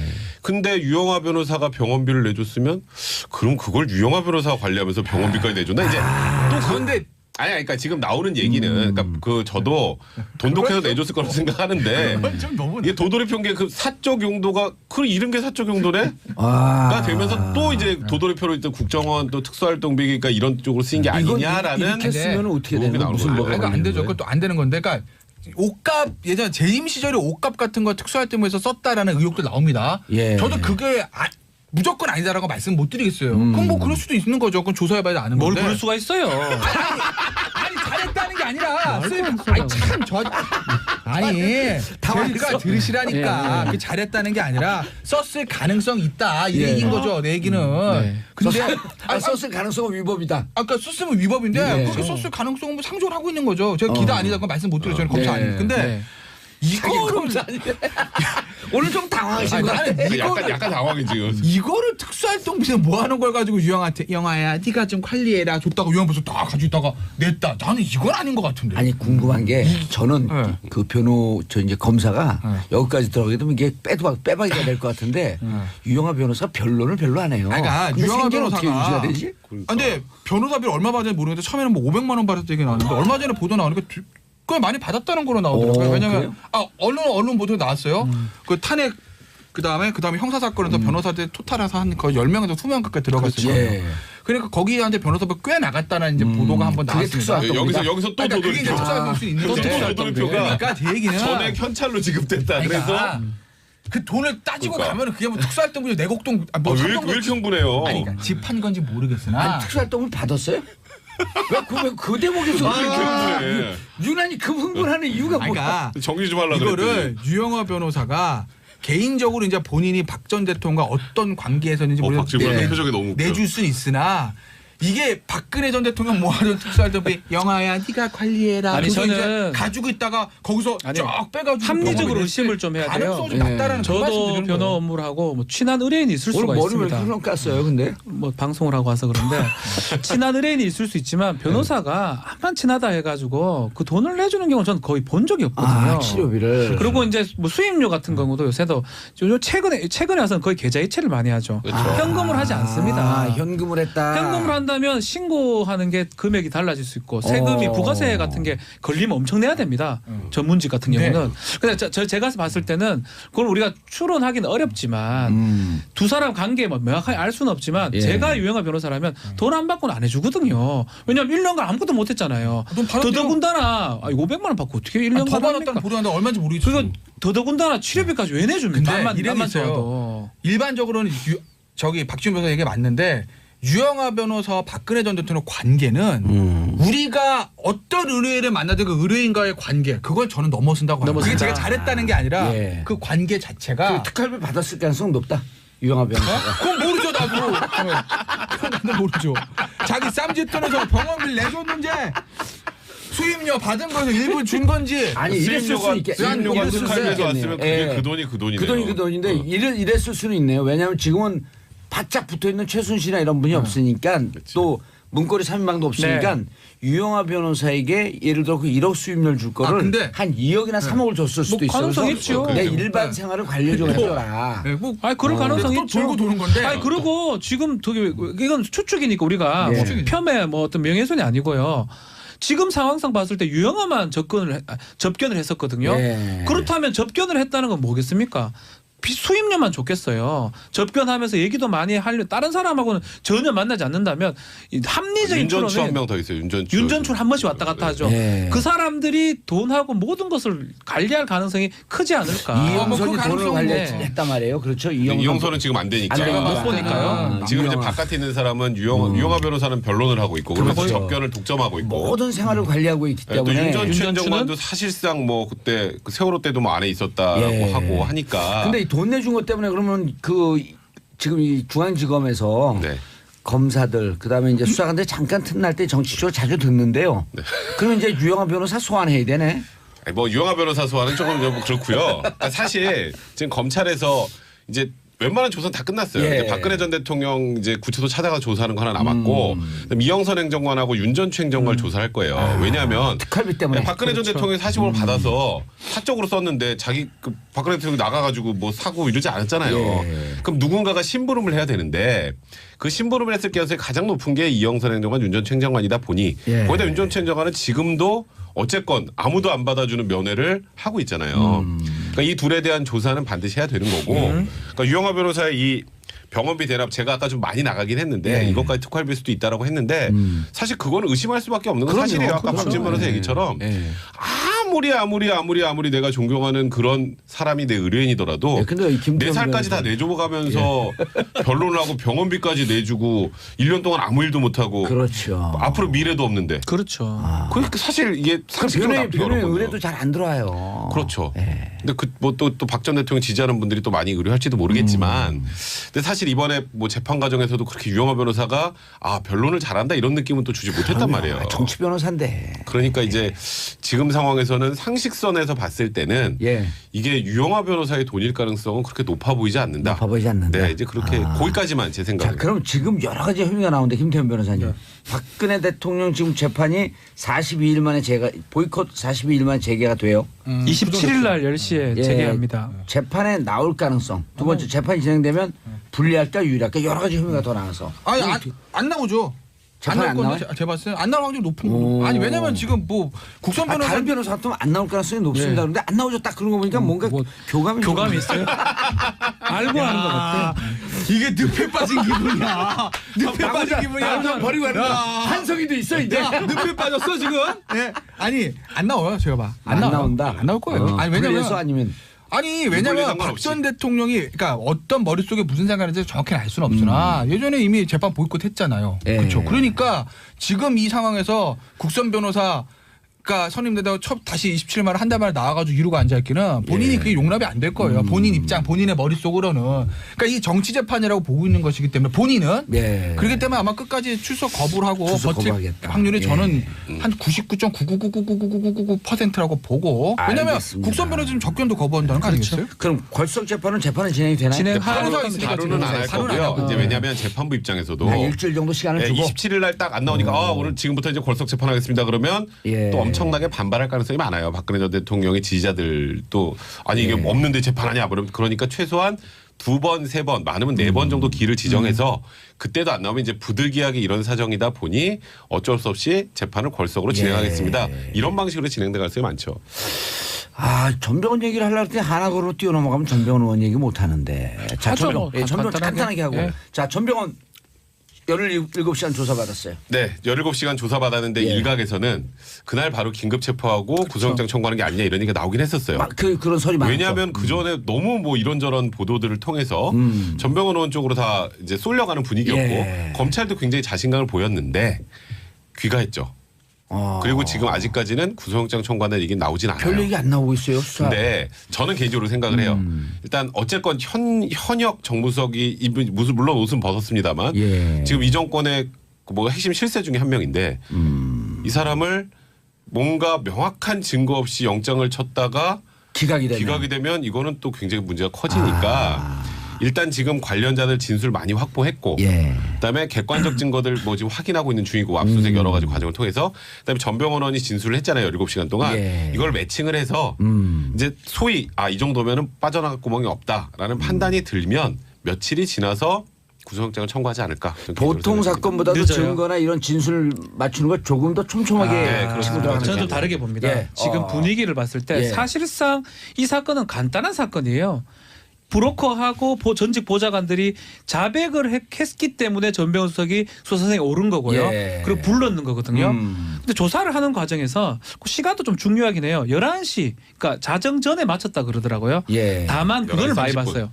3시에 나온 이유는 변호사하고 아마 그 조서를 읽는 과정이 상당히 조서 리딩을 그렇죠. 세게 해야 되니까. 리딩을 많이 했. 우병우를 예. 좀 생각해 보면 알 겁니다. 예. 검찰에서 아주 많이 못 추궁을 했을 가능성도 있고요. 예. 저 상황에서 대지를 중간에 했을 가능성도 배제를 못 하는데 대지를 했을 때 그 예전에 얘기했던 전직 보좌관들이 검찰에게 유리한 얘기를 안 했을 가능성이 있다. 대지를 했나요? 했을 가능성이 있습니다. 저는 알 수가 없지만 그 수사 기밀이기 때문에 예. 저희가 알 수가 없지만 그렇기 때문에 바로 영장을 청구를 못한 게 아니에요. 왜냐하면 그날 바로 들어가면 금액이 1억이 넘고 얘기를 하면 더 증거 필요 없습니다. 바로 구속영장 청구에도 아무 상관, 긴급 체포에도 아무 상관이 이것도 없습니다. 내부리니까 10년. 그렇죠. 그럼에도 불구하고 지금 조사가 끝난 지 며칠 지났는데 별말 없다는 거는 검찰이 생각했던 수사 방향하고 조금 틀어져 있을 가능성. 그거는 뭐냐면 이런 뇌물죄 같은 경우는 네. 진술자가 말이 바뀌면 홍준표 대표를 보면 알잖아요. 1심 유죄 받다가도 무죄 받는 게 뇌물입니다. 검찰 조사 단계에서는 말이 살짝 계속 바뀌어요. 계속 바뀌거든요. 예. 이런 상황이라면 야구 선수였다 축구 선수 됐다 축구 선수 됐다 야구 선수였다가 뭐 바뀌기 때문에 이런 상황이면 영장 더하기 어려운 상황이라고 검찰이 판단한 게 아니에요. 그래서 저는 시간이 끄는 게 아닌가 저는 그렇게도 봅니다. 김태현 변호사님. 네. 조사 할 얘기 많은 과정 거지. 갑자기 자리 잡았어. 조사 과정에서 진술이 바뀌었다. 바뀔 수 많죠 그런 거. 바뀌었다. 그러면 검찰이 급당황하면서 이게 내용이 좀 틀린데 라고 하는 걸 미리 예측은 하지 않았을까? 그러니까 진술 바뀔 가능성이요. 예. 검사 아마 이 사건 같은 경우에는 그 관련자들이 먼저 구속된 사람 보좌관과 전병헌 전 수석 한 몸이 아니겠습니까? 예. 그러니까 유력 정치인과 유력 정치인의 보좌관과의 예. 그 관계들을 잘 아는 검찰로서는 그 가능성도 다 알고 있을 거라고 열어놓고 봐요. 있었다. 예. 그리고 두 가지인데 보세요. 전병헌 전 수석이 수사를 받는 거에서 일각에서는 뭐 청와대와 알력설, 그러니까 쉽게 말해서 사석으로 썼다라는 얘기도 있고, 그게 아니라 검찰의 단독 작품이라는 얘기도 있습니다. 그 어떤 두 개 중 하나 아니겠어요? 어떤 형태로든지 간에 검찰이 전병헌 전 수석에 대한 혐의를 입증할 수 있는 확실한 카드를 주지 않고서는 전병헌 전 수석을 소환 자체를 못합니다. 확실한 아니 지금 대통령 지지율 80%고 비서실장 다음이에요. 넘버 2인 사람이에요. 예. 그러니까 청와대에서 사석으로 버렸으면 더 말할 것도 없고. 선임 수석이죠. 네, 그게 아니라 검찰 단독 작품이라고 하더라도 만약에 이게 전병헌 전 수석을 했는데 보니까 아무것도 없습니다. 집에 가세요라고 했을 경우에 검찰은 부담. 그 부담 여당에서는 여당한테도 부담. 왜 잘하는 수석을 끌어내려가 이 난리 쳐 있고 야당은 또 뭐라고 그랬어요. 아이고 봐줬네. 짜고 치드는 고스톱인가요? 예. 면죄부주가 이거 나올 거고. 야당 그렇게 치기 위한 되면 마중물이었어요. 그렇게 되면요. 아까 우리가 얘기했던 그 롯데 홈쇼핑 관련된 그 야당 당시 집권 야당 실세들에 대한 그거 못 갑니다. 그러니까 첫 번째에서 막혀도 어떻게 더 가요? 끝나는 거지. 그러니까 제가 봤을 때는 검찰이 어떤 생각을 할지 모르겠으나 구속영장 확실한 친다? 무조건 영장을 전 친다고 보고 그래서 영장이 나올지는 그건 제가 장담 못하겠으나 그렇지. 어떤 형태로든 불구속 치겠죠. 영장 치고 치면 안 저는 되지. 아마 유죄를 입증할 수 있는 확실한 카드를 발부가 전- 되냐 안 되냐가 확실한 문제지. 카드는 쥐고 있다고 봐요. 쥐고 있다. 저도 전 영장 그리고 발부될 가능성이 높다고 봐요. 저도 저는. 그 카드를 쥐지 않았으면 검찰에 애시당초 시작도 안 했어요. 두 분은 카드를 쥐고 있고 네. 영장 청구했을 때 나올 가능성이 나올 높다. 저는 카드가- 나올 가능성이 굉장히 높다고 카드가 생각해요. 탈색됐다. 카드가 아주 있었는데 잘 아세요? 아니 그냥 굉장히 좋아하시는 거 같아요. 좋아할 필요도 네. 없습니다. 자, 알겠습니다. 카드가 조금 색달라졌다. 야, 이런 그래서 느낌? 네. 50%다. 나올 저는 가능성 영장 청구는 분명히 하죠. 안 하는데 하면 이상하죠. 나올 가능성. 반반. 반반. 오민석 뭐 우리 예. 영장심판 판사들 있잖아요. 오민석한테는 오민석 100% 나올 것 같은데. 그런 분들이 판단을 내릴 겁니다. 건 또 누구 있잖아요. 건. 이름 뭐죠? 권순호. 권순호. 예. 권순호 판사는 100% 내겠죠. 모르죠. 예. 많이 내세요. 전 나온다 영장. 나온다. 자, 2대1. 저도 나올 확률이 2.5대 0.5. 네, 2.5 대 0.5. 저는 유보하겠습니다. 네. 저는 사장님 입장을 따르겠습니다. 네. 자, 한화그룹 3남 김동선 갑질. 아하. 그런데 이 김동선이요 지금 조사받다가 무슨 변호사하고 썸을 탄다 이런 게 찌라시 좀 돌지 않았었나요? 그러니까 뭐 그거는 뭐 하여튼 하긴 되지 않아요. 대형법이 사생활이니까. 대형법인의 여자 변호사랑 뭐 그렇다 뭐 이런 소문이 났었는데 그건 뭐 우리가 할 얘기가 아니고. 네, 그렇죠. 근데- 여기까지 한 건 편집해 버리죠. 그냥 네, 없었던 일로. 근데 그 대형법인에 예. 그 대형법인에 신입 변호사들이 모여 있는데 이제 거기서 누군가가 이 김동선 씨를 데리고 온 거예요. 오. 신입 변호사들 모여서 이제 술 한잔 드링킹, 하면서 드링킹. 드링킹 할 때 1시간 정도 드링킹을 하다가 이분이 확 갔네요 술이. 그 파이팅. 거기서 이제 너무 넘치는 파이팅을 보인 거예요. 샤우팅. 너그 아버지 뭐 하시노? 오. 변호사들한테. 그러니까 우리 아버지는 이런 분인데 네. 뭐 하나 회장님인데 니네 아버지는 뭐 하시노? 이런 거 물어보고. 예. 그 우리 아들이 있었으면 우리 아버지는 도사인데요. 도사예요. 저기 좀 치십니다. 도사입니다. 예. 그러니까 거기다가 이제 똑바로 앉아 각 잡아 뭐 이런 분위기로 오. 사실 거의 직원 대하듯이 하다가 김동선 씨 군대를 갔다 왔나요? 그 아시안 게임에서 금메달 따서 안 가지 않았나요? 군대 나갔는데 각을 어떻게 잡지? 금메달 3개 따고 은메달 예. 하나 땄는데 그 연금 박탈된 최초의 사람이잖아요. 왜요? 저번에도 또 저 폭행이 있어가지고. 집행유예 갖고 그래서. 근데 이번에는 마장마술? 네. 근데 저희 정유라하고 같이. 근데 이번에 이제 거기서 끝났으면 되는데 그냥 좀 변호사들 기분만 나쁜 정도면 됐는데 더 나가서 이제 남자 변호사 뺨을 때리고 여자 변호사 머리채를 잡고 이렇게 윙윙 헤드뱅잉을 시킨 거예요. 이제 이거 완전히 폭행이잖아요. 예. 그랬는데 이 변호사들이 그 뒤로 그냥 속만 앓고 사석에서는 정말 가만히 있고 싶지 않았어라고 했는데 가만히 있고 있어요. 그러다 보니까 지금 대한변협에서도 고발을 하겠다. 서울변협에서 서울변협회장도 본때를 보이겠다 하는데 피해자들이 본때를 보이고 싶어하지 않으면 이건 처벌을 못합니다. 폭행죄이기 때문에. 단순 폭행죄는 반의사불벌죄니까. 그래서 지금 일단 이 변호사들이 움직이지 않으면 김동선 씨는 어제 사과는 했어요. 근데 물론 국민들로부터 굉장히 사과를 했음에도 더 싸늘한 시선을 받을 수밖에 없는 사과였는데 제가 술에 취해서 기억이 없습니다로 시작을 해가지고 저 아닌 다른 사람이 한 겁니다. 약간 이런 느낌이잖아요. 다음 주 수요일까지도 계속 변호사가 대응을 조처를 취하지 않으면요 변호사들 이름 공개하죠. 안 할 것 같아요. 안 할 것 같고. 변호사를 지금 다 알고 있어요 제가. 반의사 불벌죄라서 또 한다 하더라도 벌금 사안이에요 이게. 그런데 집행유예하고는 이미 관계가 국민 없어요. 감정을 실내로 치고 그렇죠. 넘어갔잖아요. 그리고 주주 대표님이라고 부르니까 왜 내가 대표냐고 하나그룹의 주주라고 주주님이라고 불러라고 하는 그렇게 얘기했다라는 거거든요. 주주는 난데 정봉 주주. 그러니까 약간은 도사겸 주주. 만취해가지고 이런 습관적으로 저도 뭐 술을 좋아하고 우리 다 술을 좋아합니다. 김태별에서 빼고. 그렇지만 실수는 하지 않잖아요. 주폭이라 그래 술 먹고 하는 거. 이렇게 하는 건 반복이 계속 몇 번 있었거든요. 올 초에도 있었고 몇 번 있었기 때문에 좀 문제가 변호사들이 됩니다. 이런 문화에 익숙한 김태현 변호사님 무슨 문화요? 술 먹으러 안 가요. 할까요 안 할까요? 뭐요? 변호사들 문제제기 할까요 안 제가 할까요? 봤을 때 안 할 것 같아요. 왜냐면 했으면 진작했겠죠. 그리고 두 달 됐어요, 두 달. 거대 고객이니까. 증거도 없을 것 같아요. 벌써. 알겠습니다. 변호사 세 분 인사하시고요. 네, 고맙습니다. 끝났어요. 감사합니다. 자, 저희는 4부 알쓸 경제로 돌아오겠습니다. 정봉재 정치쇼 4부 순서 들어가겠습니다. 알쓸 경제 알아두면 쓸데없는 경제 뉴스. 어떤 사람들이 알쓸 그 SJ를 본딴 거 아니냐 그래서 내가 어떻게 알았어요 그랬어.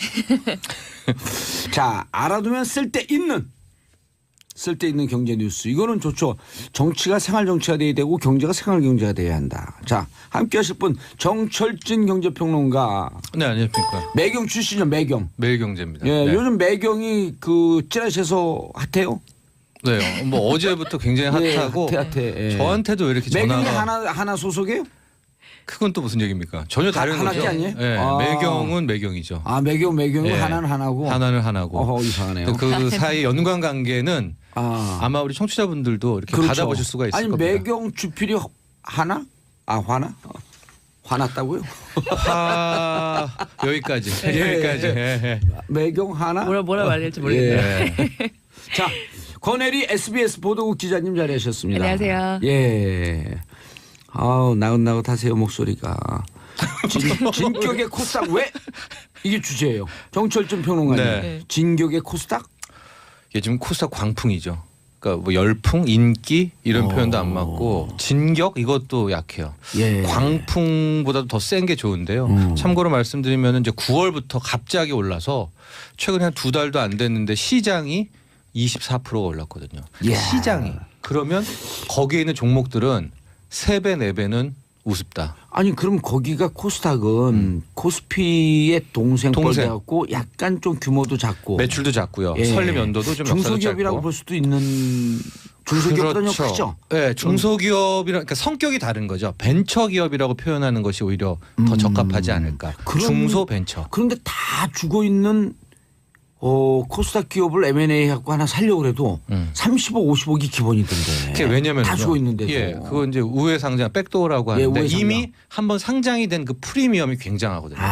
증시에 이게 뭐 우리가 상장이 되든 등록이 되려면 매출액 기준 그렇죠. 3년 넘어 영업액이 우회 상장도 요즘은 불법으로 못 하고 금감원의 동의를 얻어야 된다. 그렇죠. 승인을 받아야 네, 되고. 그래서 방금 우리 봉도사가 얘기한 것처럼 아무리 뭐 하찮은 기업 살려고 해도 그 프리미엄은 상당한 거죠. 이미 등록됐다는 거, 상장됐다는 게. 네. 요즘 제일 핫한 데가 어디예요? 제가 알아본 데는 의료업계도 상당히 핫하던데. 오늘 아침에 지금 어떤지 모르겠는데 오늘 아침에 보니까 신땡땡이 네, 신땡땡이 지금 현대자동차 시총가보다 올라가지 않았어요? 신라까지 할게요. 신라땡. 네. 신라땡이라는 종목인데 그래요? 이게 9월부터는 6배가 올랐고 여름부터는 한 11배, 12배가 올라서 지금 코스닥의 이 신라땡 열풍이죠. 바이오입니다. 그러니까 오히려 의류보다 바이오 제약인데. 아니 그러니까 의료 제가 의료. 바이오. 바이오라고 표현해요. 예, 의료는 바이오. 약간 그렇고 바이오인데 바이오 열풍이더라고요. 이 신라땡이 최근에 9월부터의 차트를 보면은요. 이게 엄청난 게 보통 6배가 보통 코스닥이 오르면 이 흔듭니다. 이제 개미핥기라고 그래가지고 들었다가 떨어뜨려 들었다 떨어져 가지고 다 토해내게. 그런 다음에 그 물량을 받아서 쭉 끌고 올라가는데 이 신라땡은 편안해요. 그러니까 그때 만에 하나 진입을 누군가 했었다면 이분들은 그냥 쫙 고속 두 달간 한 편이 아이고 또 올랐네 또 올랐네 이러면서 6배를 받기 때문에 참 저로서는 허탈하고 저는 뭐 들어가지도 않았고요. 저는 오히려 조심하라고 했다가 지금 욕 먹고 있는데 참 욕 많이 이제 드셨군요. 광풍이에요. 예. 그렇습니다. 근데 그러면 경제는 좋아지는 거 아니에요? 그건 좀 완전 다른 메커니즘이죠. 예. 그것은 그 해당 종목에 대한 아니 기대감으로 코스닥 전체가 그렇게 되면 경제가 살아난다 이런 선행 지수를 볼 수 있는 건 아닌가요? 쿠션은 돌아가야 되는데 예. 그 왜 좋아지냐면 코스닥을 하면 우리 개미들이 코스닥을 많이 투자하잖아요. 예. 수익을 벌었기 때문에 돈 벌었어. 돈을 쓰죠. 그럼 내수가 돌아가 소매 판매 지표가 좋아져 경제가 좋아진다라는 건데요. 제가 보기에 이번에 코스닥 광풍은 그 공식이 약간 안 맞습니다. 뭐 조금 이따 얘기를 하겠지만 예. 이번에 보면 코스닥에 그러니까 우리가 코스피에서도 삼성전자 하이닉스가 오른 것처럼 코스닥도 1위부터 8위 10위까지만 집중적인 매수로 튀어 올랐거든요. 왜요? 예? 왜요? 왜? 네. 바로 이번에 수급이 있기 때문인데 그 수급의 시작이 국민연금 개입설입니다. 아하. 예, 이게 이제 시작이 어떻게 됐냐면 정부에서 이제 슬슬 나온 것이 4차 산업 밀겠다, 강한 중소기업, 벤처를 밀겠다라고 정책적인 도움을 주겠다라고 군부를 핀 다음에 결정타를 날렸죠. 앞으로 연기금이 지금 투자 코스닥 비중이 2%밖에 안 되는데 이거를 10%까지 늘리겠다. 오호. 국민연금이 들어온다. 예. 이거는 굉장한 매력입니다. 야, 그럼 코스닥 시장을 완전히 그렇죠. 그러니까 그 공룡이 들어온다니까 유도하겠다는. 그렇죠. 미리 이 기관이랑 외국인들이 선취매를 하죠. 예. 왜냐하면 샀다가 나중에 공룡 들어올 때 얘다 공룡한테 줄 수가 있으니까. 아니 이렇게 예를 들면 이해하기가 쉽겠네. 우리 집에 조그만 기름 보일러가 있는데 기름이 공급이 될까 안 될까 고민하는데 이라크 유전을 갖다 붙여주겠습니다. 그러면 똑같은 거 아니에요? 그렇죠. 그러니까 미리미리 이제 사든 몰렸는데 이게 잘 보십시오. 국민연금이 들어오면 어떤 종목 사겠습니까? 결과적으로 1위부터 대장주를. 10위 대장주를 살 수밖에 없죠. 그러니까 그런데다 또 미래산업주 예. 4차 혁명. 그렇게 가는데 우리 코스피랑 똑같이 개미들은 1위부터 10위, 15위는 안 삽니다. 워낙 세져 있어갖고. 그렇지 않고 또 그런 것도 싫어하죠. 우리는 보통 이게 그러니까 대박을 소리칠 수 있는 그렇죠. 것들은 우리들은 약간 야지잖아요. 레볼루션으로 혁명적 네네. 정신이 있는 개미들은 그렇죠. 혁명을 꿈꾸니까. 혁명을 예. 꿈꾸니까. 그러니까 이번에도 또 소외가 된 거예요. 엄밀히 말씀드리면. 그래서 이번에 코스닥 광풍도 약간은 패턴은 그들만의 다르다. 리그로 끝나고 있을 가능성이 높다. 그러나 이제 여의도에서는 예. 끝은 아니다라고도 이제 이제 얘기는. 스타트인데요? 근데 이제 거기에 대한 논란이죠. 음. 저는 조심해야 된다는 조심해야 쪽입니다. 된다. 네. 네. 알겠습니다. 아 코스닥 재밌어요. 권혜리 기자님, 네. 이게 이거 질문하지 말라고 X해놓은 거네. 누가 X해놓은 거야? 자 그럼 이게, 그럼 네. 투자자들이 네네네. 코스닥을 한번 들어가 볼까? 혹은 투자자들이 들어가 있는 투자자들 어떻게 해야 되는 거예요? 조심하셔야 될 것 같아요. 아, 권혜리 기자님도? 네네, 저는 좀. 권혜리 기자님도 투자 안 한 거 아니에요? 아, 제가 그래서 그렇게 말씀드린 건 아니고요. 예. 저는 투자는 안 했어요. 저는 이제 기자니까 예. 제가 뭐 주식 막 함부로 막 그렇죠. 이렇게 하면 안 예, 되죠. 맞아요. 아니, 근데 지금은 제가 아니, 함부로 네. 할 수 있는 돈은 있어요? 이런 걸 팩폭이라고 하나요? 팩트 폭력이라고 듣는데 요새. 알겠습니다. 네. 그래서 조심해야 된다. 네, 하고 한 가지만 확인할 건요. 국민연금이 진짜로 들어오는지만 왜냐면 이게 아직 확정된 건 아니잖아요. 제가 갖고 있는 정보는 모태펀드 형식으로 들어갈 준비를 하고 있다? 그러니까 이런 거죠. 여의도에서는 국민연금 안 들어와도 정부가 지금 밀고 있기 때문에 우회적으로 네. 정책적 지원이 있다. 예. 그리고 이제 그래, 결과적으로는 궁극적으로는 사실 이게 정말 끝나지 않고 쭉 안정적으로 가려고 하면 정말 이제 신제품, 신기술이 개발이 계속 예. 받쳐줘야 되는 거죠. 그렇죠. 돈의 힘으로는. 네. 신기술을 갖고 있는 제가 정치를 하고 있으니 참.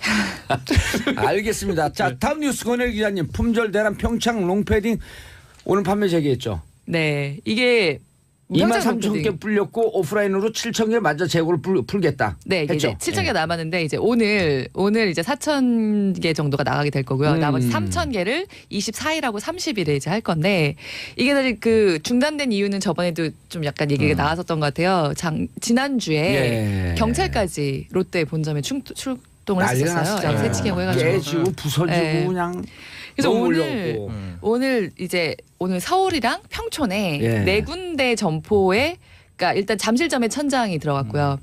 오늘 2천장이구나. 잠실점에 천장이 들어갔고 영등포 500, 예. 평촌 250 이런 식으로 한 1,900장 정도만 일단 풀었어요. 예. 왜냐하면 23일이랑 30일이 또 있으니까.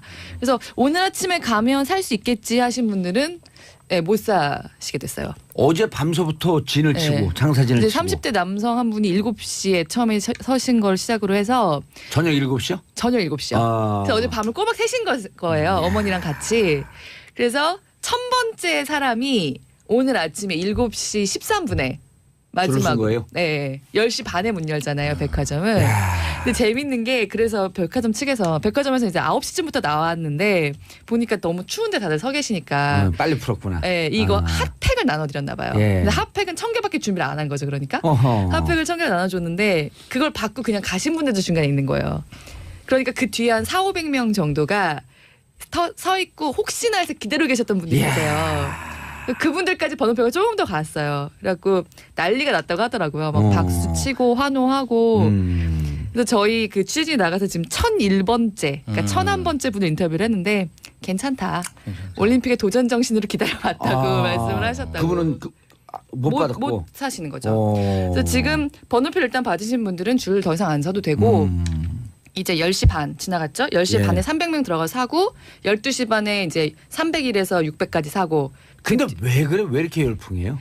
이게 14만 9천 원이에요. 일단. 예. 이게 일단 14 가격이 착해. 가격이 착해요. 예. 가격이 착하면서 이거는 기본적으로 이제 3만 장 한정으로 한 거잖아요. 또 만들 것 같은데요? 근데 이제 이게 롯데백화점이 그 평창 올림픽의 그 공식 후원사 중에 하나예요. 예. 그래서 스포츠 의류는 그 등골 브레이커로 유명한 그 노스 땡땡땡사가 노스페이스. 독점이고 예. 여기는 유통업체로서 비스포츠 의류를 롯데자만 안 넣으면 제조할 수 있는 권한을 얻은 거예요. 그래서 사실은 이렇게까지 될지 모르고 3만 장을 이벤트로 만들면서 야 근데 이거 남겠지 당연히. 네. 재고가 남겠지. 남겠지 생각하고 사실 평창에 이제 팝업 스토어, 그러니까 주간 스토어 2개를 세울 건데 거기서 나중에 그냥 팔아야지 예. 남으면. 예. 그런데 대박이 났어요. 그래서 지금 다들 링거 맞고 있더라고요. 그럼 지금부터는 어떻게 돼요? 그렇게 된다면 이게 그래서- 더 찍을 수가 없잖아요. 근데 이게 아니 사실 이게 더 지금 찍기가 말을 힘들어요. 땡땡땡 해갖고 잘 이해를 못했어요. 자 롯데에서 팔아요. 네, 롯데 제품은 아니죠. 그러니까 롯데 제품 아니라 롯데가 하청을 준 거죠. 어디에다가요? OEM 방식으로 신성통상이라는 신성통상. 제조업체에 줬어요. 거기가 또 코스닥에서 날라다니는 그렇죠. 거죠. 날랐죠. 왜냐하면 예. 이게 지금 이걸로 품기 날랐죠. 때문에 한 이틀 날랐죠. 뭐 장중에 40%. 상한가도 치고. 자, 그래서 네. 롯데가 신성통상에 하청을 줬고, 네네. 그럼 실제 제품은 롯데 타이틀도 못 붙이고 신성도 못 붙이고 평창만 붙이는 거예요. 그렇죠. 패션 근데 이렇게 그건 이제 붙어있죠. 롯데가 네. 후원사기 때문에 가능한 거기 때문에 그리고 이게 지금 말씀하신 대로 더 찍기가 힘든 게 이게 거위털이 들어가잖아요. 예. 그러니까 사실 그런 거는 미리미리 물량 확보를 해야 돼요. 그래서 사실 이게 그리고 이 14만 9천이라는 가격이 가능했던 게 몇 달 전부터 이걸 하겠다고 미리 공동구매해서 맞아요. 털을 해놓고 예.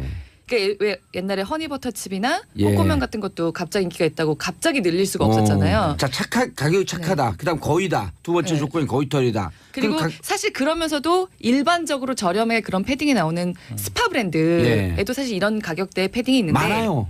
요거는 이 올림픽이다. 아. 요게 주한 거죠. 여기다 뭐라 썼다? 패션? 등에 패션 등에. 커넥티드. 네. 패션 커넥티드. 그래서 롯데가 네. 생각한 게 그 올림픽 엠블렘을 밖에 달면은 이건 나중에 못 입을 것 같다 싶었고 딱 좀 심플하게 뒤에 패션 커넥티드만 뒤에 하고 안에 엠블렘이 있어요. 아. 그게 주요를 좀 한 거예요. 아, 안에다가 네네. 패션 커넥티드 하게 되면 브랜드나 이런 것도 없이 조금 고급져 그렇죠. 보이고 고급져 보이고 아하. 사실 뭐 롯데다 이렇게 우리가 아는 이름 있는 것보다 오히려 그게 좀 맞아요. 끝나잖아요. 네. 게다가 이게 지금 사실 그 가격대 다른 스파 브랜드들 패딩과 달리 3만장 한정, 뭐 평창 이렇게 리미티드. 결합을 한 그렇죠. 아, 리미티드 리미티드. 에디션에 대한 네. 또 이제 관심들이 있다 보니까 안 입고 이거 그 킵해놓을 사람들도 있겠어요. 근데 가성비가 좋은 건 맞는 것 예. 같아요. 왜냐하면 이제 굉장히- 롱패딩인데 네. 롱패딩을 좀 이제 지난 주말에 가봤더니 이거는 그냥 패딩과는 약간 가격대가 달라요. 그렇죠. 여기 많이 물, 달라요. 이게부터 밑까지가 더 있잖아. 예. 거위가. 그런데 이제 예. 그래도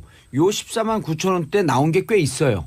있는데 조금 8대 2로 조금 괜찮다 싶으면 솜솔 20만 깃털 후반 8대 2에 20만 원 20만 원 아니요 넘어요. 30만 원 넘어요. 30만 기본 원. 30 롱패딩에서는 넘어요. 이 예. 자는 못 봐요. 아, 이게 그래? 지금 롱패딩이 두 분이 벤치다운이라고 한꺼번에 덤비는 건 뭐 하는 거예요? 내가 또 요즘에 지금 내가 뭘 또 들었냐면은 연예인 패딩이라고 하죠. 네. 르땡땡에 네. 그게 지금 없어서 못 산다는 거예요. 그러니까 이 네. 롱패딩이 작년부터 네. 인기가 좀 있었는데 올해 너무너무 유행이에요. 제가요 오늘 네. 아침에 출근하는데 다 입고 있죠. 우리 그 집에 그 초등학교 중학교가 있거든요. 네. 집 옆에. 네.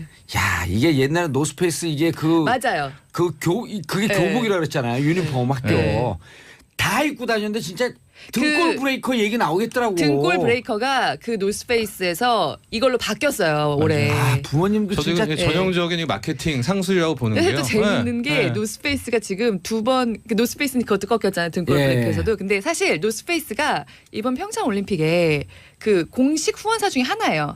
스포츠 의류는 독점권을 갖고 있어요. 어허. 그래서 그걸로 39만 원짜리 패딩을 지금 내놓은 게 있어요. 그게 안 네. 팔리고 있다. 그렇죠. 그게 안 팔리는 거죠. 야. 게다가 그러니까 그거는 스포츠 의류로 39만 원짜리가 나온 게 어. 있고 이거는 일반 의류에 들어가기 때문에 여자들도 입고 하는. 예. 그런데 이제 노스페이스는 참 여러 가지로 이번에 좀 씁쓸하게 됐죠. 예. 그런데 근데 이렇게 기존에 패딩 있으시잖아요. 예. 입고 나가 보면 요즘에 이 어떤 핫한 거리에 사야 되겠다는 생각이 좀 들어요. 왜냐면은 이 짧은 패딩을 입고 있는 나의 모습이 마치 뭔가 잘못한 것 같은 느낌? 저는 저 오늘 짧은 거 입고 나가 다들 그러니까 저는 이 옷 열풍 못 불기 샀니? 전에 긴 거 샀어? 긴 거 산 게 저는 이제 이 코트 올해 대세가 코트도 롱 코트예요. 롱이다. 예. 그래서 모든 그 패션 잡지를 보면 다 롱이에요. 근데 네. 패딩도 롱으로 갖고 저는 이 열풍 오기 전에 샀어요 미리 3개를. 패딩도요? 세 개를? 예, 패딩. 정말요? 왜 우리 집사람하고 아들 거 하나 하고 네. 딸은 이제 저기 외국에 나가 있으니까. 예. 근데 하니까 막 아니 우리는 이제 패션 잡지를 미리 보니까. 예. 그러셨군요. 아니, 실제 지금 다른 데들도 예. 그러니까 그냥 이런 이만큼의 인기는 아니지만 예. 지금 막 벌써 11월인데 5차까지 찍고 이런 의류 업체들이 많아요. 맞아요. 롱패딩 네. 워낙 근데 인기가 많아서. 전교생이 그걸 입고 가는데 제가 무슨 씁쓸한 생각이 드냐면 애들 다 입고 가는데 거기서 고급 아닌 걸 그렇죠. 티가 탁 나는데 학교 롱에도? 가고 그러면 어. 보면 근데 어떤 애는 롱 롱패딩이 자체가 없으니까 비싼데? 예. 롱패딩이 없으니까 롱패딩 비슷한 롱코트를 어서 하나 한 중학교 2학년쯤 되는 남자가 그걸 입고 가더라고. 야, 저 학교하고 또 애들끼리 차별하고 그러면 어떡할까 하는 그런 거 있을 것 같아요. 가슴이 아프더라고. 저희끼리라도 우리끼리라도 예. 짧은 패딩을 입죠. 예. 갑자기 근데 롱패딩밖에 없는데. 그거 입지 마세요. 그거 입지 패딩 마시고 조금 싼 거라고 무시하거나 차별하게 되면요. 안 됩니다. 안 돼요. 샵 1035로 문자 보내주시기 바라겠습니다. 샵 1035 짧은 문자 50원 긴 문자 100원. 제가 야단 쳐줄게요. 우리가 예. 숏 패딩을 한번 저 오늘 숏 입고 유행시키죠. 나오니까 숏. 사람들이 너 오래 산 거 아니구나 이거 다. 예. 아니 이렇게 하면 돼요. 올해는 롱패드 입고 쇼트랙을 보면 돼요. 자 다음 1111님 이분은 1111 번호가 이렇게 되는 거 보니까요. 핸드폰 사업을 하시는 분 아니면 지방에 있는 분인데 중소기업 브랜드 거위털도 생각보다 10만 원 중후반대 제품 많이 있어요. 너무 네, 맞아요. 평창만 쌓여 네. 파는 것처럼 얘기하시는데 봉도사님 말 맞아요. 네. 감사합니다. 1111. 그죠, 네. 1111이 뭔지 아세요? 11월 11일 무슨 데이예요? 광군제잖아요. 빼빼로데이. 아니요, 가래떡데이 올해부터 바뀌었어요. 가래떡데이. 올해로 업데이트가 잘 안 되네요. 이런 걸로 공격하시는군요. 자, 다음 뉴스. 정철진 평론가님, 트럼프 세제 개편안? 네, 이제 미국의 지금 화두가 세제 개편안이라는 우리 거예요. 롱패딩 하고 있을 때 여기 세제 개편안? 네, 세제 개편안인데 미국 얘기만이 아니기 때문에 예. 약간 좀 동떨어진 것 같지만 좀 이슈를 들고 왔는데요. 이겁니다. 미국에 지금 추진하고 있는 세제 개편안이 레이건 정부 이후로 거의 30년 만에 추진하는 건데 핵심은 감세예요. 그것도 부자 감세. 그러니까 법인세를 35%를 20% 깎아주겠다. 맞아요. 15%를 낮추겠다. 그런데 한 15%였다가 안 됐기 때문에 이제 그거를 이제 20%로 합의는 받고 개인 과표를 7단계를 4단계로 줄인다. 그럼 부자들이 덜 내겠죠. 예. 그다음 마지막 결정타가 상속세를 2024까지 단기적으로 줄인 다음에 안 폐지. 내겠다. 그래서 결국 이 세제 개편의 최고 혜택은 이제 트럼프가 예. 갖게 되는 거거든요. 상속세가 없는 거예요 이제. 아니, 본인을 위해서 만든 거예요, 그럼? 그런 이제 설이 있죠. 그런 예. 공격이 있는데. 아니 부시 때 레이건 때 계속 상속세 깎고 네. 하니까 그 미국의 빌리언이에요. 그렇죠. 내겠다. 예, 우린 내겠다. 우리 돈 많이 내는 부자 연합이 생기고 그랬잖아요. 네. 세금 많이 네, 뭐 내니까 빌 상속세 게이츠, 올려라. 버피 빌 이런 게이츠, 사람들이 예, 다 맞아요. 했죠. 그런데 이제 세제 개편안이 왜 중요하냐? 하원은 통과됐습니다. 그 다음에 이제 상원에 간 다음에 예. 상원 그 다음에 양하원 합동안이 나와야 되는데 이게 쭉 통과되는 것과 그렇지 않은 것에 실은 그 자체가 중요한 게 아니라 상징적인 의미가 있어요. 왜냐하면 그동안의 세계 주식시장이 트럼프 취임 이후에 1년간 오르고 부동산도 좋고 한 것은 트럼프에 대한 기대감이었거든요. 근데 실질적으로 1년 동안 트럼프가 해놓은 게 없어요. 게다가 세제 개편안이 경제 관련 첫 번째 입법 정책입니다. 근데 만에 하나 여기서 트럼프가 추진하려는 이 세제 개편안이 통과가 못 된다. 예. 이건 트럼프의 기대가 트럼프의 실망으로 바꾼 하나의 트리거가 되거든요. 트리거가 되면서 방아쇠요. 방아쇠가 트리거가 되는 되면서 자칫 잘못하면 정치적으로 문제가 되고 있는 것에 되면서 탄핵까지도 근데 그 이슈가 정확하게 경제로 간다는 거죠. 이게 시장이라는 게 참 묘해서 그동안은 트럼프 하면서 올라왔잖아요. 꾸역꾸역. 예. 근데 한순간에 투매가 나올 수가 있고 더 큰 문제는 지금 월가가 기대하고 있는 것이 금융규제 폐지입니다. 금융규제 완화. 도드-프랭크법. 예. 근데 트럼프가 밀린다. 세제 개편안도 못 돼. 금융규제 완화도 못 해. 그러면 한순간 분위기가 대역전이 거죠. 되는 거예요. 그래서 지금도 잘 보시면은요. 세제 개편안 통과된다라고 하면 주식시장 오르고 안 된다 어렵다라고 하면 급락하고 이런 양상이 되고 있는데 만에 하나 트럼프에 대한 세제 개편안이 크게 밀린다거나 방금 얘기하신 것처럼 로버트 뮬러 특검이 트럼프를 압박하는 모습이 나오게 되면 저는 이런 정치적인 불꽃이 한순간에 경제로 간다. 경제로 물러가면서 얼어붙죠. 저는 오히려 급락 가능성도 분명히 있는 이슈가 이 트럼프에 대한 이슈다라는 거. 그래서 짧게 말씀드리면 트럼프로 올랐던 세계 자산시장 트럼프 실망감으로 무너질 수 있다. 그것 때문에 제가 이 세제 개편을 화두를 들고 이거에 왔습니다. 대한 예측을 어떻게 해볼 수 있냐면요. 우리 헌재의 헌재 탄핵 과정 네. 이 자료를 세계 60몇 개국이 가져왔다는 거거든요. 네. 요청했다는 거예요. 네. 미국이 요청을 했는지 안 했는지 들여다보면 트럼프 탄핵으로 가는 것을 예측하지 않을까. 근데 지금 뮬러 특검이 하는 모양새는 예. 지금 이미 지지부진하게 하고 있지 않나요? 아니에요. 최근에 나온 게 속도를 붙였어요? 속도를 붙인 게 뭐냐면 오호. 자료를 어마어마하게 요구를 합니다. 야. 근데 이것은 결과적으로 초창기 뜨뜻미지근하게 근데 했었는데. 항상 그래요. 대통령 특검은. 그러다가 쫙 땡기죠. 왜냐하면 그물을 넓게 펴야 다 잡히니까. 예. 그러다가 지금 얘기는 결국 대통령 인터뷰까지는 간다. 인터뷰까지는 한다. 근데 역대 대통령 특검이 인터뷰에서 기소가 안 간 대통령도 없거든요. 알겠습니다. 두 분 인사하세요, 근데. 네. 쇼패딩으로 우리가 쇼패딩으로. 예. 네. 자, 저는 내일 오전 10시 5분에 다시 오겠습니다. 자, 감사합니다. 평화를 사랑하는 대한민국 국민 여러분, 한반도에 전쟁의 분위기를 조성했던 트럼프에게 한마디 하겠습니다. 굿바이 트럼프. 수고하셨습니다.